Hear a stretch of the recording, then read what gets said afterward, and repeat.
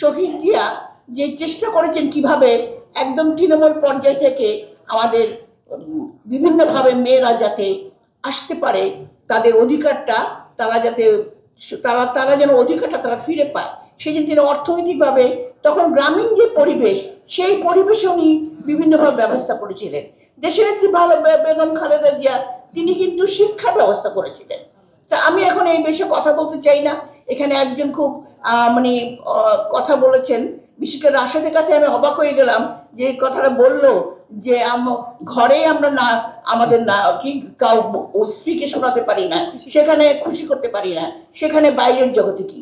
হ্যাঁ, নারীদের কঠিন বাস্তবতা নিয়ে নানা রকম নিরাপত্তা, যেটা জেসিন বলেছে যে তার পরিবার তাকে সাপোর্ট করে বলে সে যুদ্ধ করতে পারছে, সে এখনো লড়াই করতে পারছে। এটাই হলো কিন্তু বাস্তবতা, সামগ্রিক চিন্তা।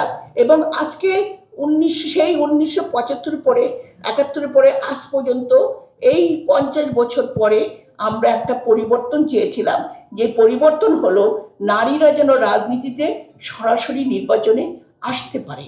কারণ সিদ্ধান্ত এই আমার উইমেন এম্পাওয়ারমেন্টের উপর সবচেয়ে বেশি নির্ভর করে সিদ্ধান্ত গ্রহণের ব্যবস্থা তৃণমূল পর্যায়ে।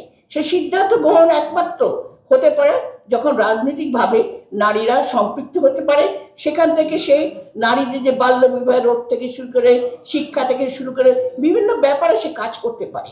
এবং এখানে মনিরা খান একটা কথা বলেছেন যে ওনারা দীর্ঘদিন কাজ করছেন। আমি জানি উনি দীর্ঘদিন কাজ করছেন এই নারী আসন বলেন, নারী অধিকার বলেন, বিভিন্নভাবে। কিন্তু ওনারা যে কাজ করেন এবং আমাদের রাজনীতিবিদরা যে কাজ করেন, এটার মধ্যে তফাৎ আছে। কারণ আমরা কিন্তু তৃণমূল পর্যায়ে রাইজের সঙ্গে সবসময় মিশছি, সবসময় কথা বলছি। আমরা দেখছি সেই সমাজ থেকে আজকের সমাজ অনেক এগিয়ে গেছে, অনেকখানি আমরা এগিয়ে গেছি। সেখানে কেন আমাদের এখনো ওই মানসিকতা থাকবে? কাজে এখানে যে কথাটা আসছে যে মনোজগতের সংস্কার করতে হবে। এবং আমি বলতে চাই, কোনো আপনার দ্বৈত যে 100টা আসন করে সেই 3টা করে সেখানে যে প্রবলেমটা দেখা দেবে, তারপর ঘূর্ণায়মান পদ্ধতিতে যে প্রবলেম দেখা দিচ্ছে, এটা কোনোটাই কিন্তু আমরা সমাধান করতে পারবো না। কাজে আমার একমাত্র সমাধান সরাসরি নির্বাচন। জীবনের সাথে চলে